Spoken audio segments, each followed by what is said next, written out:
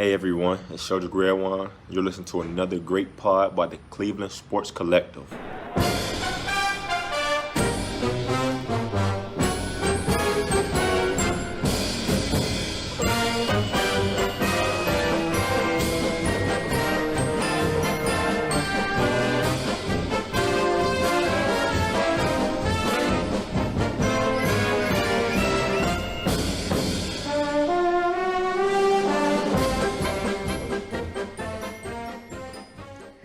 Greetings, Cleveland sports fans, and welcome to the Cleveland Sports Collective with Neil today. And I don't have John, but I do have something that's infinitely better. And I know he's not gonna hate me for saying that. Absolutely infinitely better. I have cousin Pat McManamon. I'm calling him my cousin today because of his Irish ancestry. Because everyone from Ireland is related in some way or another. But Pat McManamon, how are you doing? And welcome to the pod today. I'm doing great, Neil. It's not infinitely better. It's minutely better. That's all I can tell you. No, you've never met John. It's infinitely better. It's infinitely. Okay. Well, that's a good point. Very good point. I can get it's a pleasure to be on. I'm enjoying this. Excellent. I can get away with saying things like this about John because of the whole social distancing thing that's going on at the moment. So he's forgotten about it. He'll have forgotten about it by the next time we meet up, and everything will be good. But yeah, so I suppose, Pat, like, realistically, this is complete. I suppose a chance encounter on I was going to say the wonderful medium that is Twitter, but that's open to debate. But exactly. Obviously, Pat, it was basically a chance chat in Irish, I think it was, over on Twitter that alerted you to the fact that, wait a minute, the Cleveland Browns actually have fans in Ireland. And then a cheeky ask about, would you be willing to come on the podcast, has resulted in this, because you do actually have Irish heritage, Pat. And that's always a good thing in my book. Indeed, I do. And I will tell you, I was very surprised to know there was a Browns group over there. Well, not very, because the Browns following is so national, but I had no idea about it. And, in the past, I had gone to visit some relatives in Mayo and had asked them, do you know much about U.S. sports? And they'd even said, do you know who LeBron James is? And they gave me just a blank look and said, who?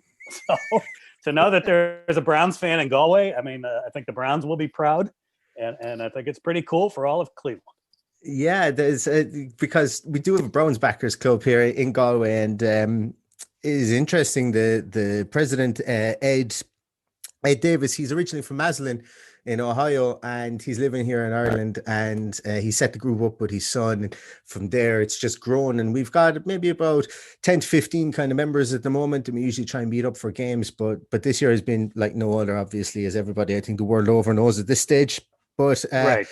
We're slowly but surely opening up our pubs in anticipation of Christmas at the moment. So I'm sure that we're going to get at least one game in. I'm hoping that maybe not this weekend, might come a bit too quick, but the weekend after for the Ravens game might be a nice one to meet up. Because would you believe, Pat, we've met up for the last. We're only relatively new. We're like 3 years on the go. And I think we've met up for the last 5 Ravens games. Last 3 Ravens games, and we've won 2 out of the last 3. So we want to kind of keep up our winning record against the Ravens. That's pretty amazing for this team, given the way they played since '99. That's very amazing. Absolutely. And when you say the pubs may open by Christmas in Ireland, that would make it for quite a Christmas, wouldn't it? Well, yeah, I hope so. So. Hopefully, right. Yeah. Nobody gave us a manual for this one, Neil. I do have to ask, how did you become a Browns fan? You're born and raised in Ireland. I am. Born and raised in Ireland. So I became a Browns fan because of, oddly enough, it was Randy Lerner. So I'd always watched NFL. I'd always had a very good interest in NFL since probably about the turn of the century. Probably the turn of the century makes me sound ancient. The year 2000.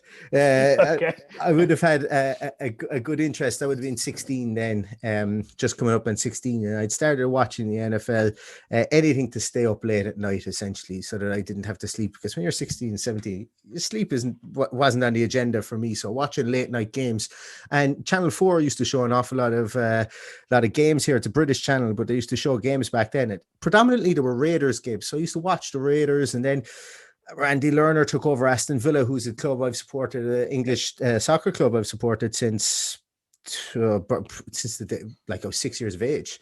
Once again, no family connection to Aston Villa, just saw the club, saw a player in particular, fell in love with him, just said, yeah, that's my team. So it was born out of that I said, instead of being an NFL fan, I want to be a fan of a team. And it was Cleveland Browns, and that was in 2005. So I've been an avid follower of them since. And it's been yeah. It's been a struggle. How do you get the games? Where do you see them?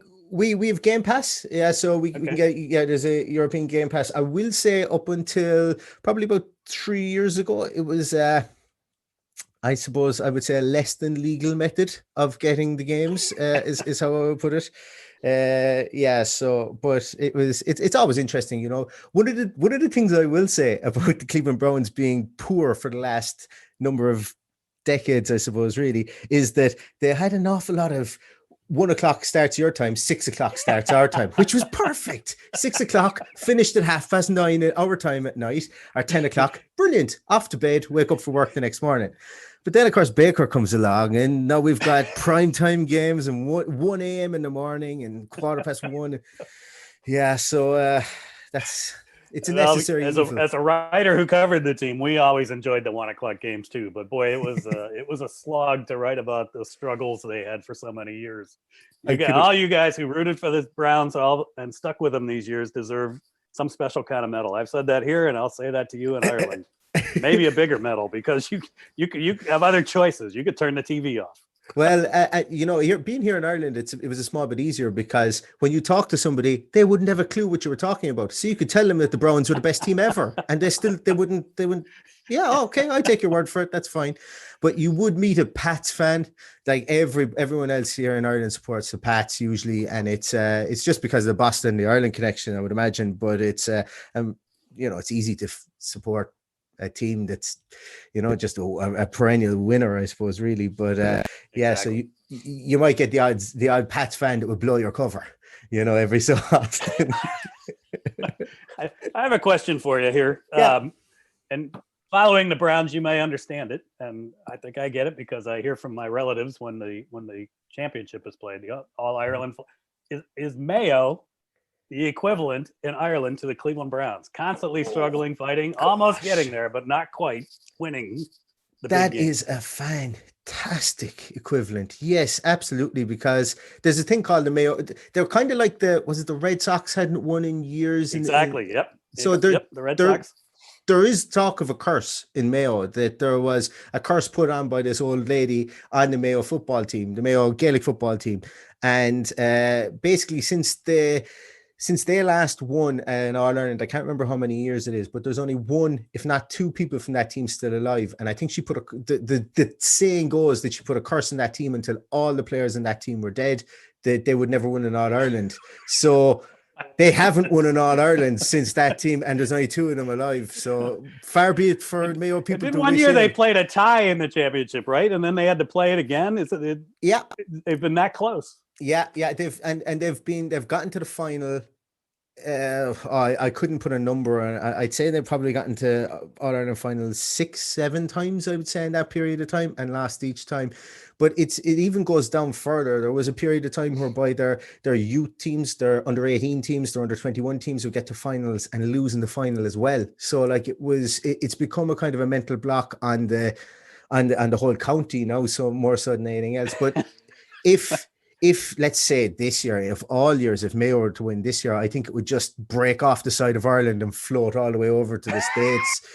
There would be so much dancing and celebrating done. It would just detach and go. I tell you what, if the Browns did the same thing in the same year, they could break off Northern Ohio and float it, and they could meet in the Atlantic, and the two parties can celebrate, because there's a big connection between Mayo and Cleveland, and it would be quite the party. Let's put it that way. I always wondered, was the Mayo Clinic, in the States, was that named after Mayo in Ireland? But I know that's a completely different thing. I've never done any research into it, but I wondered, were the two connected? But and you mentioned this. Can Mayo do it? Can Mayo do it, Neil? You got to tell me. Can they do it? So it's like, I'll put it this way: every single other person than somebody from Dublin wants Mayo to do it every year.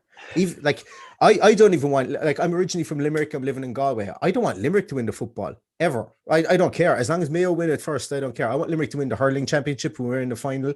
The hurling championship is just, it's just the best. But for football, it's very much Dublin centric, and Dublin, the funding and stuff that Dublin would get is, it's like 10, 20 times more than, because of the population base, than other counties would get. So Dublin are almost professional at the moment. They are. It's because it's all an amateur game. All these guys get up and they go to work every day, and they train 6 days a week with their county, but they go to work still. But yeah, it's interesting. There's actually a really interesting thing, Pat. I'll send it on to you after this. There was a thing called the toughest trade. Sorry, actually, I never answered your question. Can Mayo do it? I would love them to do it, but Dublin are a juggernaut. Dublin are a juggernaut. They're freakish athletes. Like they are absolutely freakish athletes, and it would be a shock if they did. But this is the year of shocks, so I think that they could. Well, Yeah. you got that right. So Dublin is like the New York Yankees. Dublin, yeah, well-financed powerhouse. Absolutely, yeah. There is no shortage of anything in that's thrown in Dublin's way, which I suppose for the population base, it's massive debate here in Ireland as to whether they should get the amount of money, because of the revenue streams that they have available to them, being the business hub of Ireland as well, and all the inward investment.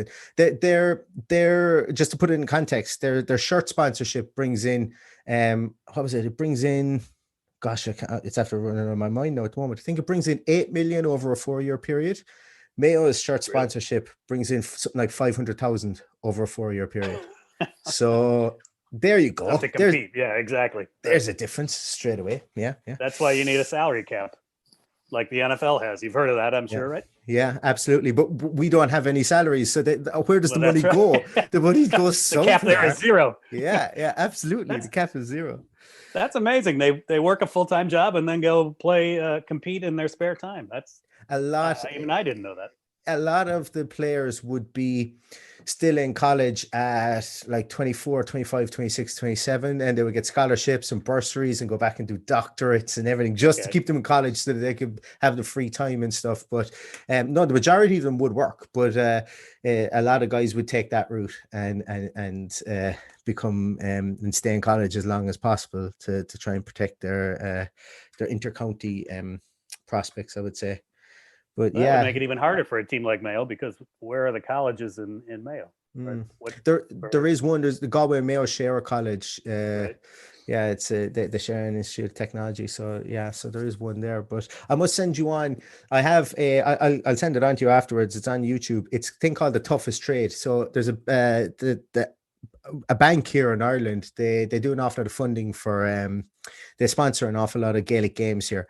And they did this situation, and I'm going to forget your man's name. He was a Miami Dolphins wide receiver called, I think it was Rolando or Ronaldo or something. He's only just recently retired in the last 2 or 3 years. But what they did is they took him out of the Miami Dolphins and they put him into a Gaelic football team in the middle of nowhere in Mayo. And they took a Mayo inter-county footballer called Aidan O'Shea, who would be one of the most high-profile inter-county footballers, and they put him into a combine situation, a pre-combine testing situation in Texas as a tight end. And he worked out as a tight end in a pre-combine situation and did all the drills and did a small bit of training beforehand to see what it was like. And it's really interesting. It's really interesting, number one, to see how a professional athlete gets on in the mud and dirt and rain of Mayo. Exactly. And then to see how an amateur guy just arrives on with no basis in training in American football and does really well in a combine situation, catching a ball, because he has the natural skills of catching a football and so on. It's really interesting. I will send it on to you. It's I would love to see it. How did our Dolphins receiver do? How did he He did good. He did actually really good. Yeah, he struggled with throwing the ball up and trying to kick it at the same time. Yep. But put it this way, he caught everything that came his way, you know. So he's probably good running too, but it's a different game. There's no padding, no helmets, right? No, or do they wear helmets now? No helmets, no padding. It's interesting if you've ever seen the game of hurling where they use the sticks. Yep. Helmets only became compulsory in the last, I'm going to say 9 years in hurling. So you could play without a helmet, and I have the scars to show you that it may not be the best idea when you look at concussion in sports now. God, yeah, different times. I have one last question for you on the Mayo Yeah, thing. Where is the absolutely. woman from who put the curse on the team? Do you know? Which Oh, part of I Mayo? don't know. It's is it That's all right. Don't worry. there's been Naturally, I have to ask you the one thing you don't know, right? there's been a couple of curses in Irish sports and Irish amateur sports. There was the curse of Bridie something in Clare as well, where they didn't win an All-Ireland hurling championship for 65 years. But this is the only ongoing curse at the moment, I think. Yeah. So Okay. I wish so two more players after 2 more to go. Yeah. Well, hopefully that it doesn't need that for the championship to come true. But yeah, it's actually funny. The most recent guy that not funny, I suppose, but it's poignant, I suppose, really, that the most recent Mayo guy that passed away, he was called the Flying Doctor. He was a doctor based over in North Carolina, and he's actually in the television show that I'm going to send you on as well. He was a Mayo doctor. He played in the team, and then he's a doctor in North Carolina, and he used to fly home for the games. To play the matches. Yeah, for Mayo. Yeah, it was ridiculous. Yeah. Boy, but that's dedication.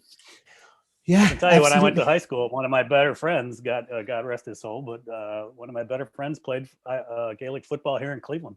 Yeah. There's an Northern Ohio club, and he played regular. He was midfielder. He was pretty good too. Yeah. When I was in Cleveland last last November, I was supposed to go out and see the Akron hurling team. I think it was the Akron hurling team or the Akron GA club, but I didn't get a chance. We'd cut out because of snow. The first bad snowfall of the year in Toronto was happening, so we'd get home as about a day and a half early. But yeah, I was supposed to go back as well this year. We were supposed to go to the Colts game this year, but obviously because of the pandemic we didn't go. But next year we have our road trip already penciled in, depending on who we're playing. So I will make it there. I will make it. Good for you. No one gave us a manual for what we're dealing with this year. I'll tell you that. No, as you said, absolutely. Totally unique.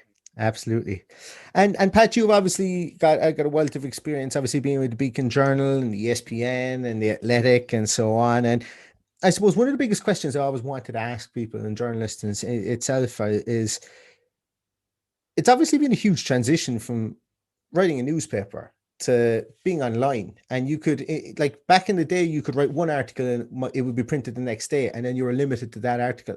Whereas when you're online stuff, you could write 50 articles in a day and see what one sticks. What was the transition like? Well, what you mentioned about being free to write 50 articles a day was the blessing of the job and the curse. So, you're always available and there's always news. The transition for me, it wasn't difficult, but there were a couple advantages. One is, in newspapers, you have deadlines. So sometimes there were games would end at 11:15. I'd have to have a story in at 11:30. So you didn't have a whole lot of time to think and work on it. You just had to kind of make sure it's in and spelled right and the score is correct and that things make sense. From there, when you go to online, there is no deadline. I've left when Baker Mayfield's first start for the Browns when he played against the Jets last year, when he came in the game when Tyrod Taylor got hurt 2 years ago, I should say. I left the press box at 4 a.m. and there were still people there writing. So let me guess, did you have one of the Bud Light fridges in the press box? We did not. Well, if we did, I did not go into it. I didn't, you don't want to mix Bud Light with work. So I'll just leave it at that. There was time afterward if need be. So you have all the time in the world. You also have 24-hour, 7-day-a-week deadlines and demands. So if something happens on a Friday night, and this has happened, we're getting ready to go out to dinner with my wife and some friends, and news breaks at 7 p.m. Well, so much for that dinner and so much for those friends. So you spend Friday night writing news, and the way things have gotten lately, it's just a constant demand. It's a little less this year, although I'm not writing this year, but it's a little less because of the pandemic. But once you get used to that pace, and it's a little more hectic pace, really the transition in terms of what you're writing is the same. You're writing the same information with the same demands for accuracy and fairness and honesty as you had in the newspaper. Now, I will say what negative was in the newspaper. You might get a story at 4:00 in the afternoon, and you didn't think anyone else had it, and you sort of held your breath, and maybe you get a scoop in the morning. Well, those days are done. Yeah. I mean, Twitter has made that obsolete. Scoops maybe last 10 seconds Yeah. because there's a rush to get it out there. Yeah, it's So the first and loudest. that I was a think big change. first and loudest at the moment. And you often see that, like, just the two, I suppose, the two most, I'm going to call them high profile guys. You see Tom Pelissero or Ian Rappaport might have something out, and then literally a fraction of a second later, you'll see Adam Schefter have something out, or Tom Pelissero. And it's, you know, it's a case of who presses send first, and the fastest and loudest is something I think that, you know, it's become a definition, really, I think, of sports journalism at the moment. Whether it be good or bad, I'm not saying it's a bad thing, but it's, I think that's what people want. Whether it's the best thing, because maybe the information comes out half cooked, I don't know. But I enjoy it. I enjoy getting the information straight away. Well, you have to maintain the same standards, and I think that's vital. You can't cheat or skimp on the standards of accuracy and sourcing and fairness. But at the same time, I think the people who really benefit from the 24/7 news cycle are the leagues, because there's always information out there. If it's not about your team, there's something out there about another team's. I would think, you know, the NFL has to love it, because 360 out of 365 days a year, there's probably a story out there that has people interested in the NFL and keeps people coming back. So I think they benefit. It's hectic for writers. It's hectic for journalists.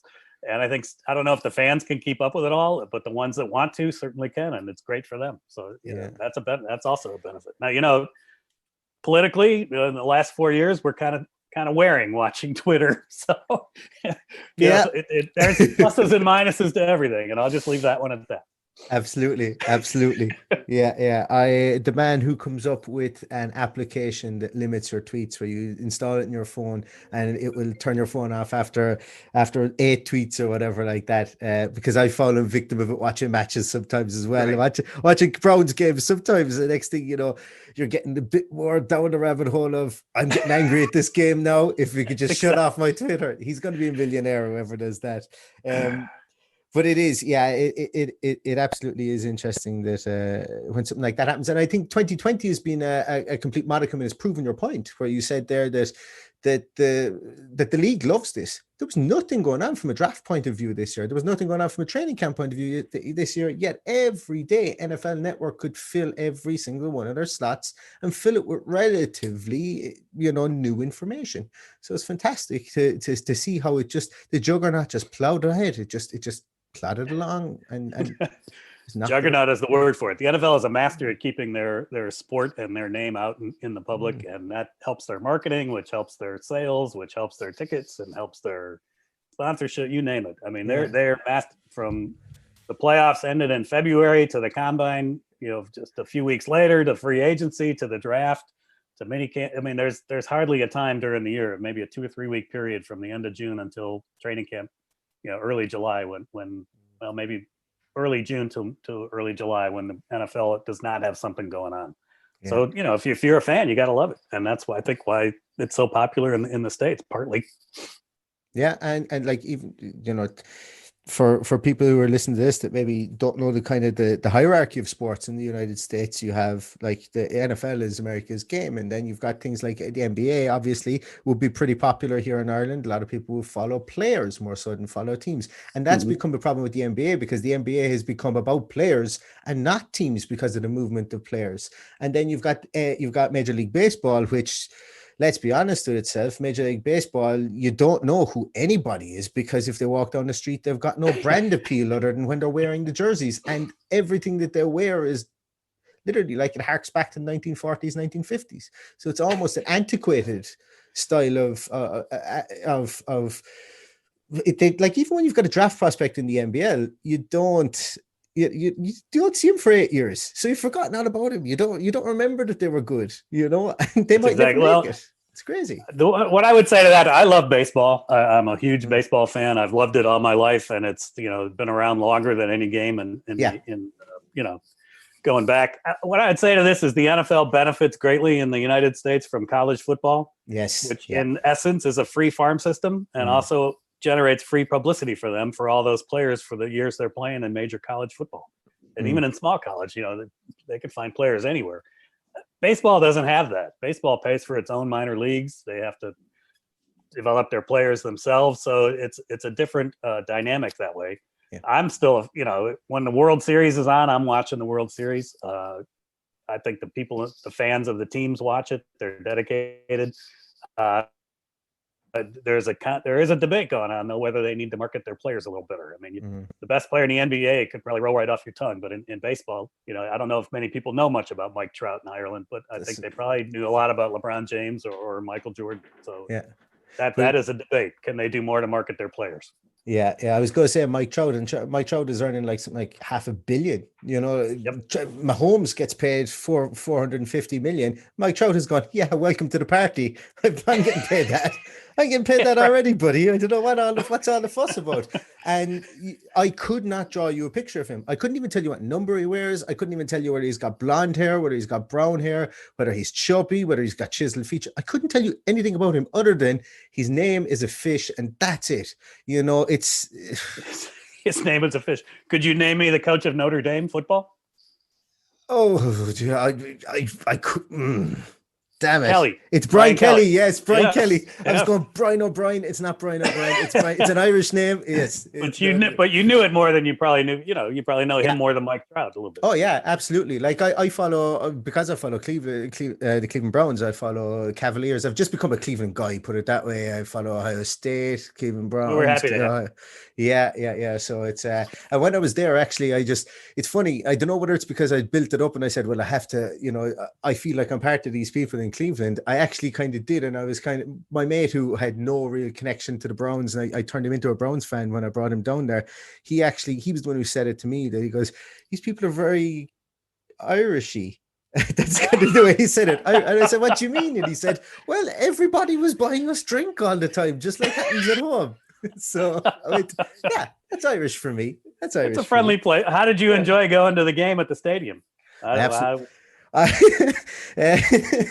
was in the Muni lot at 5:45 in the morning. Oh my Lord, you are Cleveland. Yeah, I was there at 5. So we were out the night before, and I woke up and I said, if I go back to sleep, I could wake up with a way worse hangover. So I went straight down to the Muni lot with. I don't know if you've heard of Paul Brown. He's a UK fan. He does a lot of work. He's got a big podcast as well. Myself and Paul Brown went down, and we helped people set up their tailgates. So we were helping them set up, and we went out. We met a couple of the local luminaries like Pumpkinhead and a couple more other people. Oh my Lord! Yeah, we had good fun. But we I come about 9:30. Both of us looked at each other and said, "Yeah, we better go home and go for an hour of sleep, because we've a lot of alcohol taken, and it's only 9:30 in the morning, so we don't want to miss this game." So we went home for a sleep, and then we went back out. We went back down again for maybe about 10:30, 11 o'clock. But it's a fantastic experience to me and the lot, and all the other tailgates, because we went around to them as they were setting up. And I would love to have something like that happen in European sports, or even in Irish sports here. And it's great that everybody gets in the mood together. And it's outdoors, and you can smell burgers cooking on grills, and you're walking past and you go over and you're talking to somebody, and next thing he just pulls out whatever beer he has, or he gives you a bottle full of a shot or something. It's not all about the drinking and the alcohol, but it is about the camaraderie, and everybody, like, they're doing that in freezing cold temperatures, as you mentioned, and having 0-16 and 1-15 seasons. Freezing cold, rain, snow, you name it. I mean, they're dedicated. But of course, let's also say we drink responsibly. Yes, absolutely.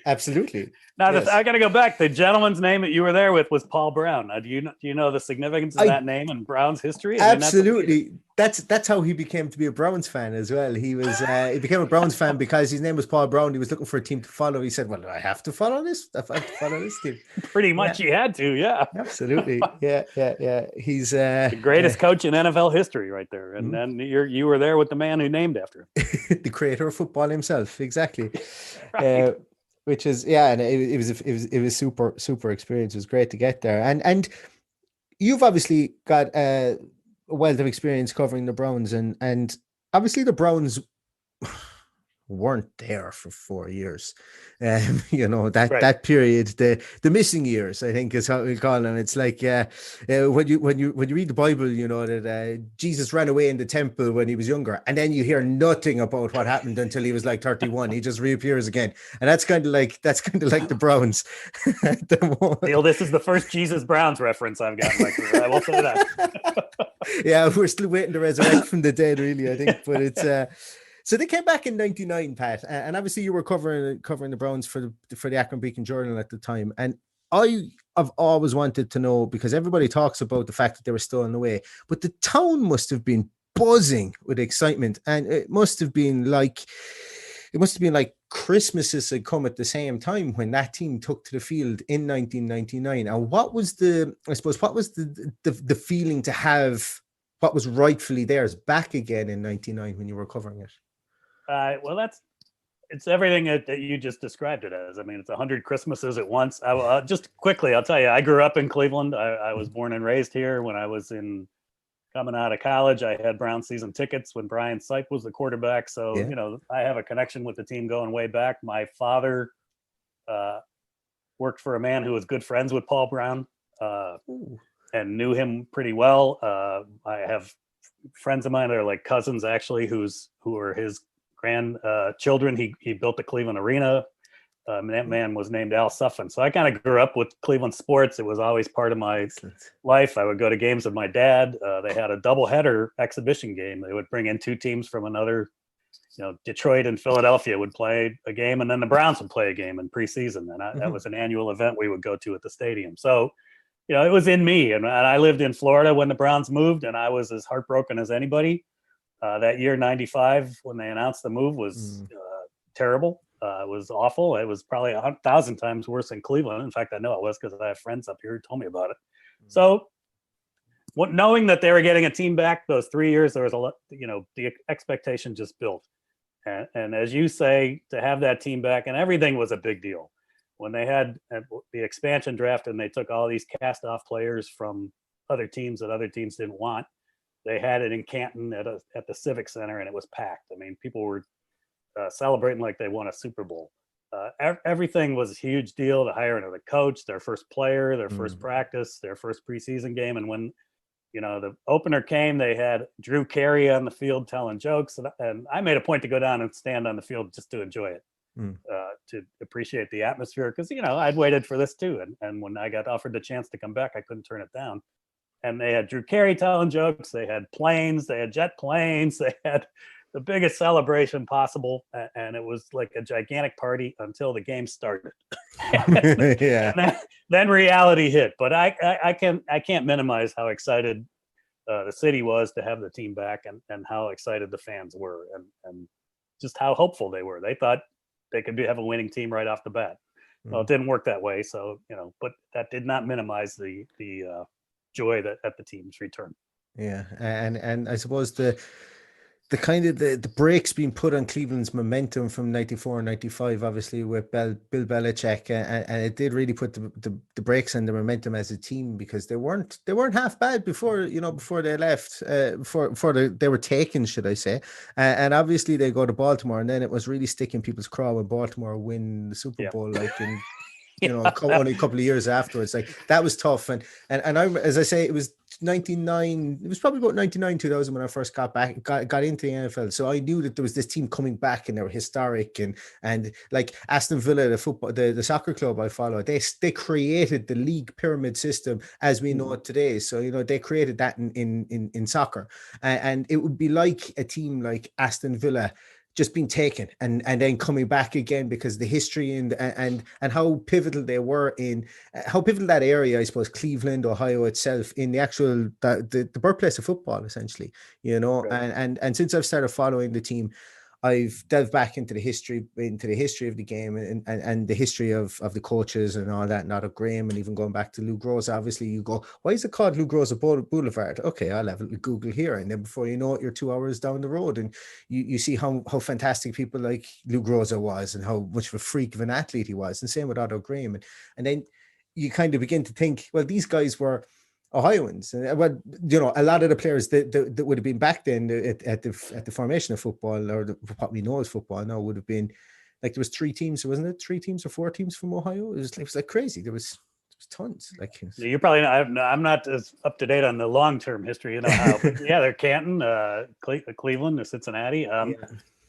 Don't forget Jim Brown when you talk about great teams. The one thing that was huge that the city of Cleveland was able to do was to make sure that the team name, the colors, and the history stayed in Cleveland. Other teams have moved and took it with them. You'd look up the Indianapolis Colts history; it includes Baltimore, which shouldn't be. But keeping that in Cleveland was a hugely significant thing for the city, and to keep like you say, the Browns in the 1950s and early 60s, they were the New York Yankees. They were the dominant team. Nobody thought, when Paul Brown brought his team in the NFL in his first season, I think 1950, from the AAFC, nobody thought they would be any good. They won the championship. So, that's the kind of years that, unfortunately, those were the highest glory years of the Browns. They've had some time since then. Bernie Kosar obviously had tremendous success. Those teams, the Cardiac Kids had success. But when you're talking about the great Browns teams of all time, you're talking Otto Graham, as you say, and Paul Brown and the 1950s. I think there were 9 championships out of 10 years or something like that. I should know it off the top of my head, but they were just dominant. And you've mentioned a couple of names there. Obviously, you had the privilege of covering the Browns for so long. Who would be, and this is kind of like asking you, I suppose, how long is a piece of string, really, because you probably have about 50 people you could mention, but big personalities, like we see it in this Browns team at the moment. We'll come on and talk about this Browns team in a moment. You see there's the big guys, like big personalities like Baker Mayfield, Myles Garrett. You've got people like J.C. Tretter, revered around the league for his work at the NFLPA. Who would, during your time, would have walked into a room and you would have, when you were covering the Browns, would have walked into the room and you would have known, yes, this team mightn't be great, but this guy means business. I mean, this guy is an aura encapsulating guy. Was there anyone really that, from 99 onwards, that would have been that kind of personality, or as a player, or either? Player, I suppose, really is kind of, because a lot of players would have been famous for what they did outside of Cleveland, but could people see that these guys were big dogs before they ever left? Joe Thomas jumps out immediately to mind. He was drafted by the Browns, played his entire career here, and he'll be a shoe-in for the Hall of Fame when he's eligible in a year or two. It's a given. So he jumps out. He was a leader. The challenge with that kind of question with the Browns is they haven't had a winning season since 2007. And they haven't been in a playoff game since 2001, I believe. I mean, I should know this off the top of my head, but it's a long string of 10 lost seasons.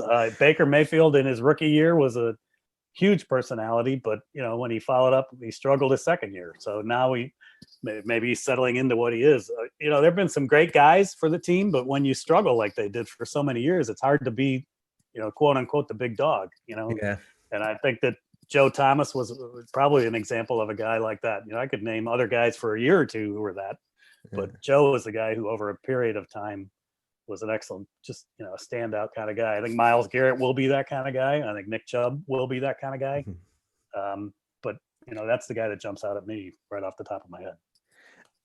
If I looked at a list, I could probably rattle on and on. I know. That's why in the middle of asking the question, I was kind of going, "Oh, this is one of those ones I should have probably given it beforehand, as opposed to dropping it in his lap in the middle of the interview." But that's all right. And I probably have another question that's probably going to be exactly the same. But there's been a lot of strange moments for the Cleveland Browns at the moment. Bill Dawson, a kicker. I'll mention him. He was a good guy, a true Brown. He was there for a long time. Joe Hayden, when he was in Cleveland, was a very impactful player. I'm sorry, I interrupted you. Go ahead. No, you're all good. You're all good. What would have been the strangest moment you've ever had covering the Browns? Not like, what was the strangest event? Here we go. Like, how long do we have, I suppose? But exactly. Yeah, right. You do have dinner to make, I think. Don't you? Oh no, I ate mine beforehand. I ate mine before the podcast. Prepared. There have been a ton, and we could go on and on and on, but I think the bottle game jumps out at me. They got shafted on a referee's call, and the fans didn't like it. And I don't know if you were following closely at that time, but littered the field with empty and sometimes full beer bottles. And I went down on the field after the game to try to see what was going on, and it was like every step I would kick 10 to 12 empty plastic, and they were plastic, so thank goodness for that. But that was a bizarre game. There have been so many crazy things that have happened. It's kind of like so easy to pick. You think of the one playoff game they had in Pittsburgh, and if Dennis Northcutt catches a pass, they beat Pittsburgh in Pittsburgh, and then they're going on to play Oakland. And once you get in the playoffs, it's just you win any way you can. I mean, who knows what happens from there? I mean, they're in 2007 when they had a chance to go to the playoffs and lost a game in Cincinnati. And then you think about Kellen Winslow, who was a standout player who ruined his knee in a motorcycle accident. You could go, I could go on and on and on. It just, that's been the one unfortunate thing about the Browns since '99. It's just, they've struggled so much that, even now I think they're 8-3. They're sort of a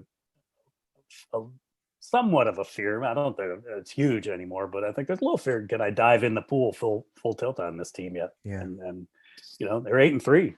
That's should say a lot right there. And that's a super segue. You've been doing this for years, Pat. That's a super segue onto my next question. The Browns in 2019, as you mentioned, they are 8-3 at the moment, and there seems to be this kind of cautious optimism with regards to, and I think going back to something that we didn't really speak about there was never really a tandem between head coach and GM, and maybe if there was, then that there was a bit of trigger happiness coming from the ownership. And without getting into that too much, and looking back, I think it's probably always best to look forward with what we have now, because I don't know about you, but Kevin Stefanski has really impressed me in 2009, as has Andrew Berry, obviously being around the organization previously, but coming into the organization, knowing what needs to be done, and having a smart head in his shoulders after doing his apprenticeship really under Howie Roseman last year. The 2020, I said 2019 a moment ago, 2020 Browns kind of set up at the moment. What's your feeling on it? It's an area that we should be optimistic about, right? Or am I too orange tinted glasses? No, I think you're fair. I was thinking about this today, in thinking about doing this call with you, that one thing I do find interesting, and Kevin Stefanski has been very impressive. I will say he's been very impressive. And I think the best thing about him is his demeanor and his professional approach. He doesn't get too carried away. He doesn't get too emotional. I think he recognizes the talent he has on the team. But, the interesting to me is, I heard a tape of him this morning where he said, well, we're just trying to go 1-0 every week. Yeah. Well, it sounds great when you're winning.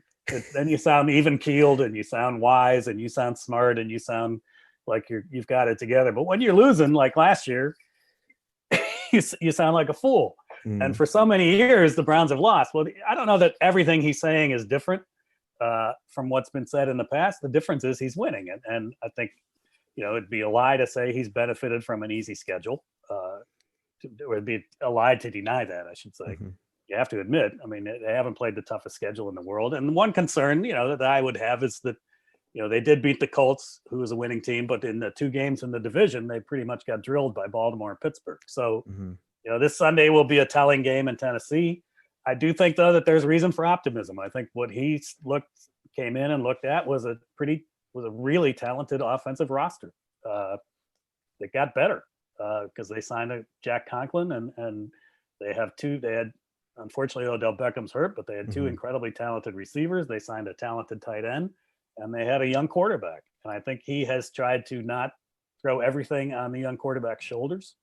And they're winning games really smartly. And I think in Nick Chubb, and this is how we got together, Nick Chubb, if he's not one of the 5 or 10 best players in the entire league, I'm from Slovenia or something like that, my heritage. So he has recognized that. I think he's taken advantage of it, and he's not asked too much of Baker Mayfield. I think one of the best things he's done is not have him throw 40, 45 passes a game and turn to his 2 running backs, because that's as good a tandem as there's been in the league in a while. And I think Nick Chubb might be, boy, talk in terms of pure talent, he might be one one of the best running backs on the team, maybe going back to Jim Brown. Yeah. You've had some great running backs in between there, and I'm not, and Leroy Kelly is a Hall of Famer, so I don't want to disparage anybody, but there's no minimizing how good Nick Chubb is and the professionalism he brings to the team.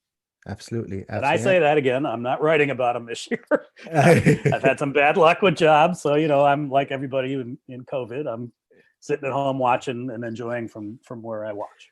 Exactly. And you mentioned there that he's not putting it on the quarterback's shoulders, Kevin Stefanski. And I think, cutting your cloth accordingly, or whatever other kind of analogy or saying you can think of, horses for courses, playing with the cards you're dealt. That's what he's doing at the moment, because people have come in and gone, right, so we need to know what we got out of Baker, let him throw it around the park. And then before you know it, the media are kind of questioning Baker, and he's getting frustrated, and he's saying, well, yeah, I did throw an interception. I need to be better. And then he's going home going, yes, I do need to be better. Maybe I'm not cut out for throwing 50 passes a game. But realistically, he should never have to.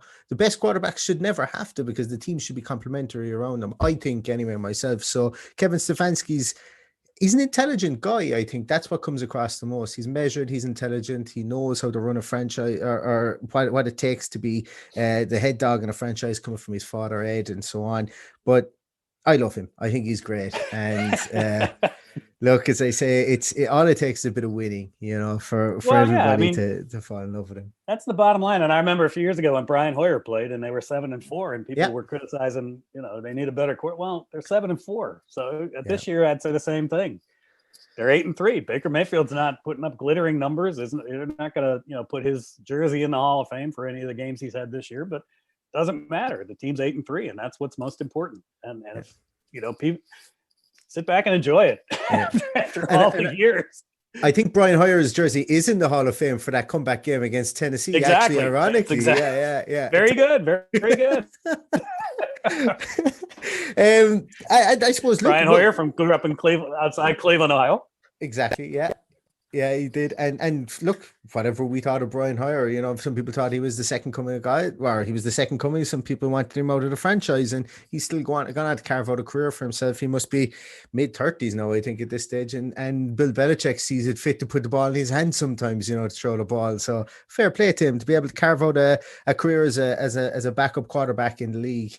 It's not as easy as people make it out to be. So, Brian Hoyer, that was fantastic. That was one good year he gave us, and unfortunately, a bit of the capitulation on the back end and the run in, should I say, from the team, kind of cost Mike Pettin it didn't cost him his job, but it left him with no kind of leeway in the next year. And then, of course, we had Johnny Manziel, and that's right. There are years you want to forget about. Actually, you could make the case that cost him his job. Now, we could have brought up Johnny Manziel when we were talking about stories. The strangest moment was the Billy Manziel. Yeah, that must be the strangest moment. Las Vegas. Yeah, right. I remember Saturday night, another writer called up and said, "Hey, Manziel's in Vegas." I was like, "What? No way. That's not possible." And sure enough, there he was, and he's admitted it, and admitted he made it, was wrong to do it. But boy, talk about tumultuous years. Those were crazy. Absolutely. And the sad thing was he never, he dedicated himself to being like a Tom Brady and obviously, or a Drew Brees, and have the professional attitude. It would have been interesting to see what he could have done in the league, but he had off-field issues, obviously, and that affected him. And he never seemed dedicated to making himself the best quarterback he could possibly be. Yeah. And there was obvious kind of comparisons between himself and Baker coming out, which I never really thought were, I won't say they're going to be lazy, but I never thought that they were fully factual. And we see that Baker has brought this team along with him through the good and through the bad, through the coaching changes and so on. Do you think that Baker Mayfield is the guy for the Browns? Do you think that even though and this is the $1 million question, and you never know, Pat, the Browns themselves will probably ring you up and offer you a job if you nail this one. Exactly. But do you think Baker is the guy, or and I don't even really know how I want to phrase it. Does he need to be Drew Brees for Cleveland to hold on to him and to move forward with him, or is Baker Mayfield enough? It'd be nice if he was Drew Brees. You always want, if you got a player who could be a Hall of Famer, you'd prefer to have that kind of leader and ability out there. I don't know that, and I don't want to disparage it, but at the same time, I don't know that we have a definite answer yet. And my answer to that, and that's another thing I thought you might ask. I was thinking about it today. If you're going to make a change with a guy, and this is a mistake that, in my opinion, the Browns have made so many times over the last 20 years, you can't even count them. If you're going to make a change, what's next? Yeah. So right now, yeah, Baker's the guy. I mean, he is you got to depend on him. You got to help him get better. You got to coach him through the bad times and, support him in the good. And right now he's the guy because there's nobody else. So if you're going to make a change with him, who are you going to bring in to do it? Are you going to bring in a young guy and start over? Or do you want to have a young quarterback who's been here 3 seasons grow with the players around him? I mean, are the Browns going to be better off in 2 years with Baker throwing to Jarvis Landry, more consistently over two more seasons and kind of meshing that partnership and playing with Chubb on, in the backfield and Kareem Hunt, or are they going to be better starting over? I don't know that starting over, especially after seeing them start over about 973 times since 1999. I don't know that starting over is the answer. Yeah. I don't think he's done enough to lose the job.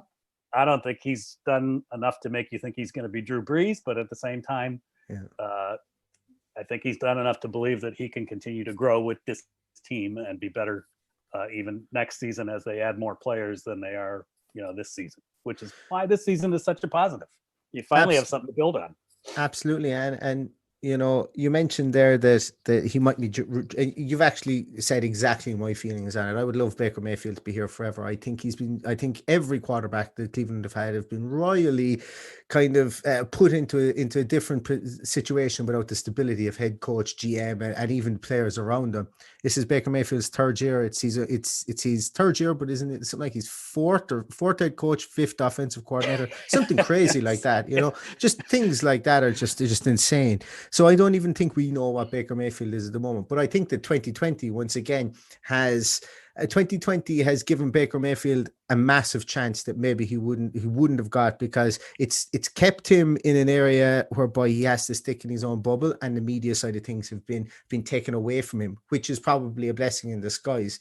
Also, we mentioned about the fast-paced nature of the media industry at the moment, and for somebody that's a bit outspoken like Baker, he is a lightning rod for comment generation, for sound bites and so on. So the fact that COVID is here and that he isn't out and he isn't doing more interviews face to face and everything he can do this year is controlled by the club, I think is very good for him, because it allows him to be more professional. Not that he was unprofessional before, but you kind of know what I'm saying. It allows him to kind of charter his own course now without the trappings of success, or the trappings of the lights, the camera, and the action kind of bring to you. So I think that's definitely something for him. But look, as I say, I think that's an excellent point. I think, not having the constant pressure of media in the locker room and things like that, and everything being questioned, and I think that's an excellent point. The thing I always thought about him, and this is just my opinion, so take it for what it's worth. He was so proud of not being cookie cutter. I think he pushed that envelope to try to not be cookie cutter. Yeah. Well, there's a reason that the best quarterbacks in the league act certain ways, and that, professional level is what it is. And you didn't see a lot of quarterbacks pushing the envelope the same way Baker had in the past. Now, I think that maybe Kevin Stefanski could help him with that, and has helped him. And I think that the media COVID situation may also have helped him a little bit. He's going to be competitive. We know that. He's a fiery guy when he gets on the field, and he's competitive as can be. And the one thing he's got to do, he's got to be a good team. They got drilled by Pittsburgh and Baltimore, and that doesn't negate the 8-3 record. But this Sunday will be an interesting game. He's got to play well, and they got to beat good teams. Absolutely. And I suppose just before we leave the Baker piece as well, is there's always this rush for, like, Mahomes is after getting his $500 million contract, whatever it is, 450 million. And everybody says that, well, the next quarterback that's going to get paid is going to re-up the market. Well, now that's been taken away. That kind of, there is no other quarterback deserves to re-up the market. There's no other quarterback that deserves, I won't say deserves that money, but there's no other quarterback that I suppose is going to get that money based on what they've done, because the newer guys are, obviously that's what they are, they're newer guys. And I think what a lot of the fan base in Cleveland, they're either pro Baker or you're against Baker and you want to move on. But a lot of people are saying, well, what's he going to get paid in his next contract? And I think the fact that Mahomes is so far out there in the stratosphere for what he got paid, I think the next guy that comes in, and I think you could offer Baker in the morning. I think you could offer him and say, hey, do you want a contract like maybe Garoppolo got? Do you want a contract like maybe, Kirk Cousins got? We give you 4 years, 4 years, 85 million, 90 million, 100 million. Would you be happy with that? And I think he'd say yes, because that would bring him up to 28, 29. He'd still have another shot if he wanted to get another contract and cash in. But I think a lot of quarterbacks at the moment will understand that, if I can get paid, I can get paid. If I can't, I can't, and they're not going to be re-upping the market at the quarterback position, which I think is a plus point, especially in the post-COVID era, because the salary cap is going to continue to diminish over the next few years anyway. So do they make a business decision over their pride? We'll see. Neil, I just want to point you're not supposed to do this podcast and be smarter than all the other media here in Ohio. You're not supposed to make us look bad when you're doing this. I mean, just a small little detail we probably should have covered ahead of time. Everything you say makes great sense. It makes perfect sense. They will have a decision to make when he goes into that after this rookie contract ends, and how much they want to pay him. But he won't get Patrick Mahomes money. No. He just won't. And there's only one Patrick Mahomes, and the guys you compared him to, those are pretty favorable comparisons in terms of contract for both him and the team. I don't have an insight inside that. I think that your thought process is pretty solid. And, if I had a Guinness, I would raise it to you right now. I suppose my thought process as well came from the fact that could he legitimately sit inside in a dressing room and say, I'm a wholeheartedly better player than Myles Garrett, and Myles Garrett's contract is what it is. And maybe you could use that as a benchmark when you say to him, you go, listen, you're a damn good quarterback. We need to see a bit more from you. This is what's done. Our best player is getting paid this much. We will give you this much plus 4 or 5%. And look, there you go. And I know that agents are greedy. If Baker isn't cookie cutter, if Baker isn't cookie cutter, he might turn around and say, I'm making this decision, buddy. I'll take my 100 million. Thank you very much. Because you never know what's going to happen in the future. He could, and something like Alex Smith or something could happen to him, and that would be terrible. Exactly. But the guy I would, and it's easy to bring him up because he's been one of the greatest ever, but Tom Brady annually took less money than he could have got elsewhere. And he did it. He did it because he wanted he knew he was in a good situation where he could win. He had good players around him and he wanted to continue with it. Now, eventually he got to a point where he wanted to go somewhere else, but for years he took less than he could have gotten. So Baker has that decision to make. Does he want to go for maximum money? Is that what he's motivated by?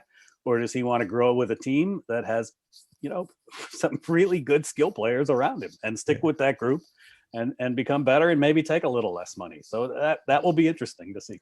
And Tom Brady's wife earned $300 million a year because she's absolutely gorgeous as well. Not that Baker's wife isn't gorgeous. Emily is fantastic looking as well, but I don't know. Neil, you should be earning $325 million a year.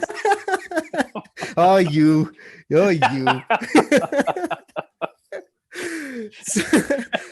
So the Baker. Okay, bring her up. All right. Yeah. Okay.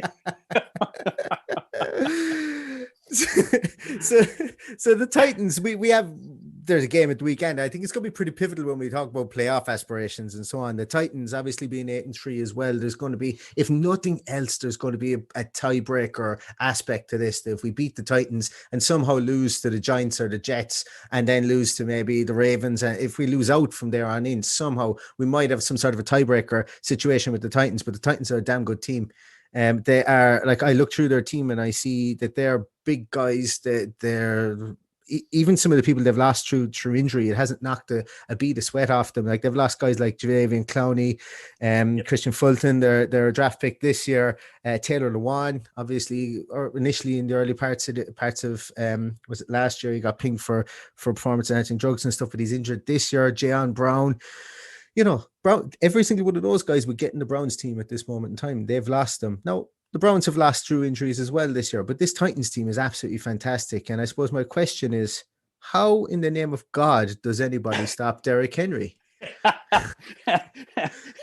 Well, you probably don't. Yeah. It's the short answer. And the second answer is you keep the ball away from him. And that's why you take advantage of what you have. And that's, you have Nick Chubb and Kareem Hunt. Yeah. The Browns come out throwing 40 times a game in this game, they're crazy because You want to control the ball. You want to take advantage of what you have, and you want to try to run the ball. And by doing that, then you might limit Derrick Henry's. I don't know. You're going to limit his production, but you might limit his carries. And maybe instead of 32 carries, he has 20, and that's maybe how you stop him. If Tennessee wins this game, you got to hope Tennessee goes on to win the division, because then the tiebreaker comes down to wild cards. But this is an interesting test. I mean, the Browns. I hate going back to the same two games, but they got drilled so bad by Baltimore and Pittsburgh that it's got to be important to them to play well against a good team. And even if they don't win, if they get drilled the same way they did by those two teams, then there are going to be some questions asked, and there's going to be some negativity that will grow from there. I just think that they need to get onto this game and be competitive and not lay a complete egg. Now, can they win? I don't know. I don't think so. I would probably pick Tennessee if I were forced, but you do have, and I keep going back to Nick Chubb. I mean, that is your weapon to combat to counter Derrick Henry, and that's your weapon I think to lead you to win the game. Chubb and Kareem Hunt together. Yeah, it is interesting, and that is always in the back of I think it's in the back of every Browns fan's mind what happened against the Ravens and the Steelers. And when I put back on my orange tinted glasses again, I was trying to think of it and maybe what went wrong in those games. And I think game number one for a head coach coming out against the preemptive Super Bowl favorites, daunting task, and then against the Pittsburgh Steelers. I don't care what anybody else says. I don't care what. I care what you say, Pat, but I don't care what Twitter says about the Pittsburgh Steelers game. There was an immense amount of emotion after what happened in the Pittsburgh game last year. I think if the Pittsburgh Steelers went 1-15 this year and they just beat the Browns in that first game, I think the emotion was high, and I think that I think our emotion was tempered because it was us that came out in the bad light from it, and we wanted to. I think Kevin Stefanski probably came to it taking the emotion out of it, whereas Tomlin is an emotional guy, and Tomlin put the emotion into it, and you could see that early on in the game, TJ Watt would have ran through his own grandmother to get at Baker Mayfield. So it's. Yeah, so I try and pick the kind of the intangibles from those two games, and that's all I got. That's all I got. I would throw the other intangible of watching the Browns play the Steelers since 1999 and not play them very well. When you got Ben on the field, it's that's a game changer. The Steelers didn't play well yesterday, but let's face it, if you're gonna be good, you're going to have to go through Pittsburgh at some point, and you can't play a game like that. And the Browns did, whether it was emotion or not, they did enough to hurt themselves in that game to lose, 2 or 3 more games after that. Yeah. So you got to beat those two teams if you're going to want to be with the big boys. You have to go out and beat them. Yeah, absolutely. And this is the first test of the big boys. We've got the Ravens afterwards, and then we might have Steelers the end of the year too, right? Yeah, the children of some Steelers players, I'd say, maybe at the end of the year. Hopefully, I'm hoping they lose a game between now and then. So, because they're going to mop up the division, and maybe if it's 16-0, if they have a chance to go 16-0, I think they'll come out all guns blazing. But if it's a chance to go 15-1, I think they might give us a pass on that one, and we could. Although they probably will start Ben, because I don't think that they would start Mason Rudolph against the Browns in that game for obvious reasons. That would be interesting. Not having any fans in the stadium would probably help them feel a little bit better about starting. Although if he's your backup, you got to play him.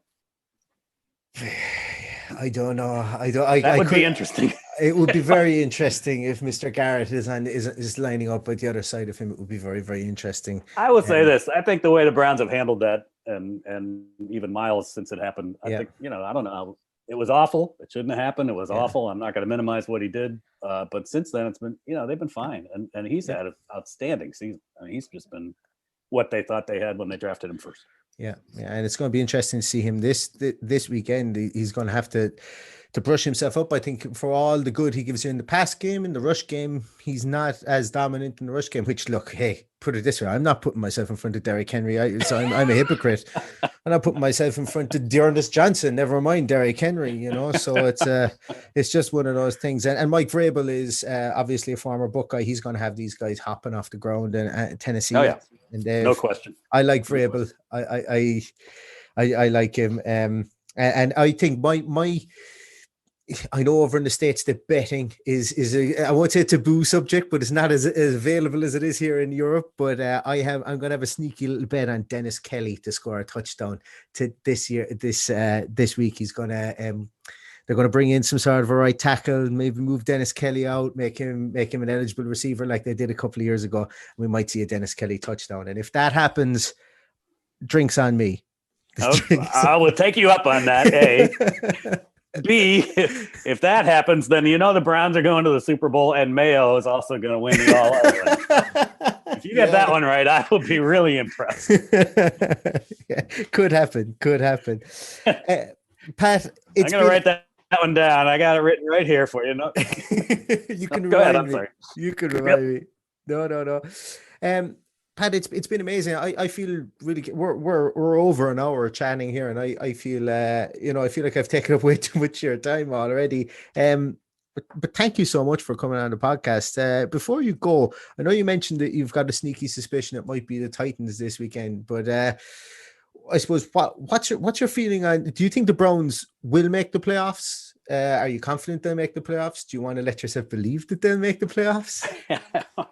When you're 8-3, I'll put it this way, and maybe this will dodge the question, but I'll answer it this way: if you're 8-3 and you don't make it, that's an epic collapse. Yeah. And right now, I think they're the top wildcard team. So they got the 3 tough games left that you had, and the Giants will be tougher than they think, than we all think. I should say they won't. They'll know it's tough, but I think they should make the playoffs. Now, things have happened in Cleveland that have.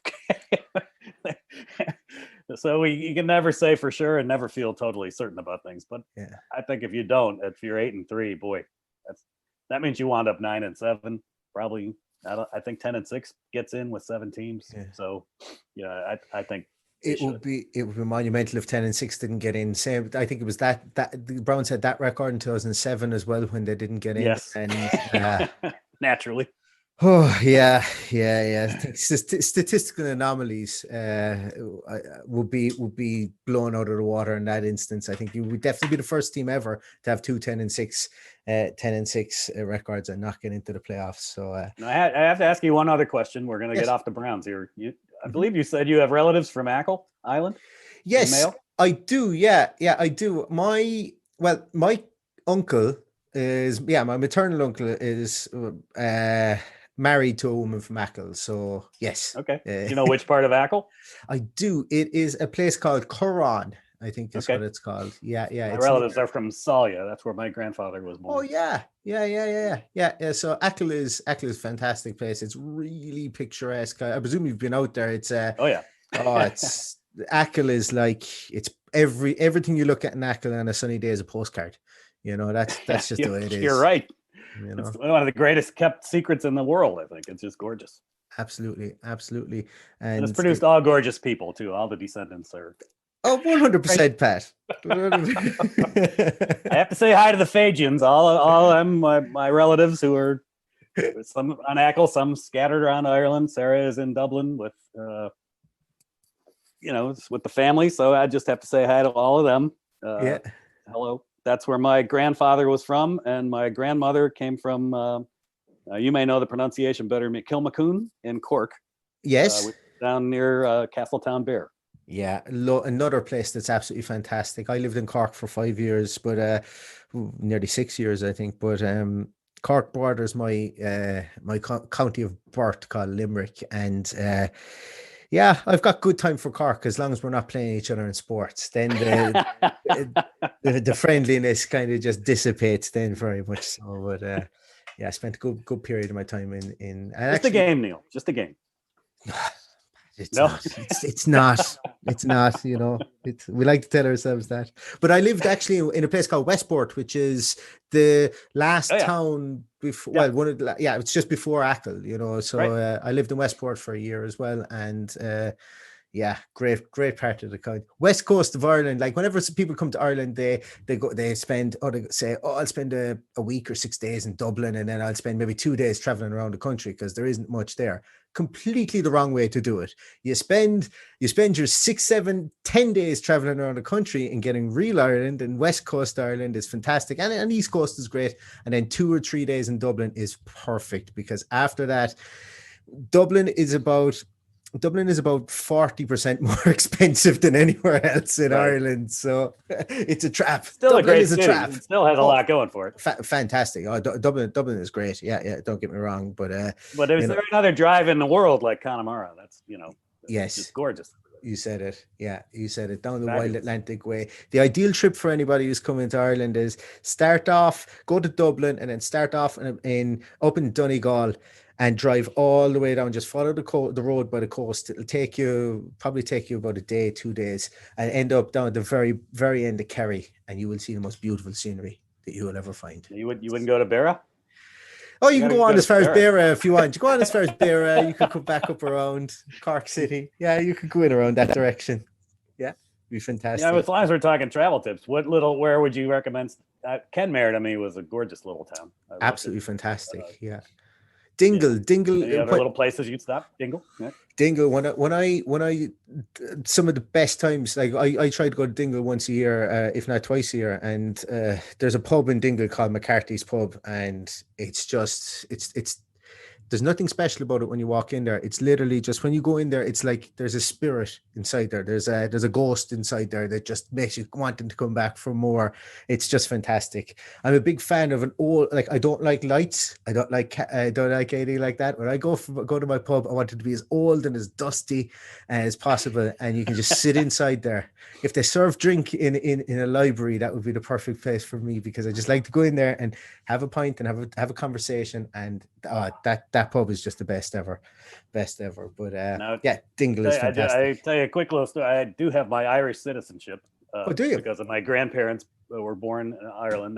They came here in the early 1900s and met in Cleveland, actually, believe it or not. And from there, there was one time I was visiting my family in Ackle and was with Nancy Fagan, who is married Tommy Fagan, who is one of my cousins. And I mentioned to her that I had my Irish citizenship and I might just come over and move in next to her. And her immediate response, well, actually, she thought about it for maybe 2 seconds and she said, I don't think so. Later on in the lunch, I said to her, Nancy, I worked for years to get this, and you really, I would really. She says, I'll not be having you. That was that same welcoming spirit that you felt in Cleveland, I'm sure. Absolutely. I just wish I could remember more, but I did. Cleveland, it was a whirlwind visit. We went I remember driving in there and just seeing nothing but Bills fans. They'd just taken over the city, and then myself and my mate, we got out of the car and we said, right, we got to make amends here. We don't see any Browns fans out. So we said, we got to be the Browns fans. And then where do we go first? Buffalo Wild Wings. Silly idea. All the Bills fans inside the Buffalo Wild Wings. So we felt. I will tell you probably have made the Fans Hall of Fame in Cleveland for having to take a break from the Muni lot and going home and taking a nap before the game. Yeah. That puts you in some elite company. I'll put it that way. Well, hopefully, I'll be over there sooner rather than later. Next year again, I hopefully will be over there because I enjoyed it immensely. I really, really did. And it's as I said, it's my kind of town. Put it that way, it's my kind of town. So I really, really liked it. But Pat, a lot of connections between Cleveland and Mayo and Ackle, especially. The Needhams, Clearys, Fallons, McManamons. You go down the list. There's a lot of connections. Needham is a big Lewisburg name in around Westport, Lewisburg, Ackle. That's the only place I've ever heard the name Needham, and it's a very Mayo type name. All right, yeah, definitely. That was my great grandmother's maiden name. Excellent. Needham. So, yeah, Excellent. Pat, thank you so much for coming on. As I say, I feel like I've robbed your whole day, but it's been an absolutely amazing conversation. I've enjoyed it no end from as I said, what became a chance conversation in Irish, or one message in Irish to you last Sunday has been an absolutely thoroughly entertaining and enthralling conversation. I thank you so much for coming on. Been amazing. I was delighted to do it, and I told a lot of people I'd be doing a podcast with a guy from Ireland, and they were like, "Wow, that is so cool!" And yeah, this has been really nice. I appreciate you having me, Neil, and thanks for asking. And I'd be happy to do it again. Absolutely. You know, we if the Browns make the playoffs and if Dennis Kelly scores a touchdown for the Titans this weekend, I hope it doesn't happen, because it might put us out of playoff contention. But if the Browns make the playoffs, I'd love to chat to you again, and we could do maybe a playoff preview. And hey, it's Pat, it's only going to be your second ever Browns playoff preview that you'll ever do. Exactly. So, and if Mayo makes the All-Ireland final, we'll talk then too. How's that? 100%. 100%. Absolutely. Thank you so much, Pat, for coming on, as I say. And yeah, this is going to be the year. Browns are going to do it. Mayo's going to do it. And the world is just going to end after that. That's just going to happen. Yeah. That would probably do it. Thank you, Neil. It's been a lot of fun. I appreciate it very much. Thank you very much, sir. That was nothing short of fantastic to have Pat McManamon on the podcast. One of the best, beat writers that I've followed over the course of my time being a Cleveland Browns fan, should I say? And it's it's been really great speaking to Pat today and going through his Irish heritage and everything to do with the Cleveland Browns. You know, it's such a mine of information, and I hope to speak to Pat again in the future. But thank you everybody for listening, and please check out any of Pat's work on his Twitter page. I'll link it down here on the podcast as well. And please check us out here on the podcast. You can follow me personally on @2GreenBrowns. You can follow my co-host John Cahill, who wasn't here today, on @John Cahill _IRL, and you can follow the podcast on @CleSportsPod. That's @CLE Sports Pod. And until next time, go Browns!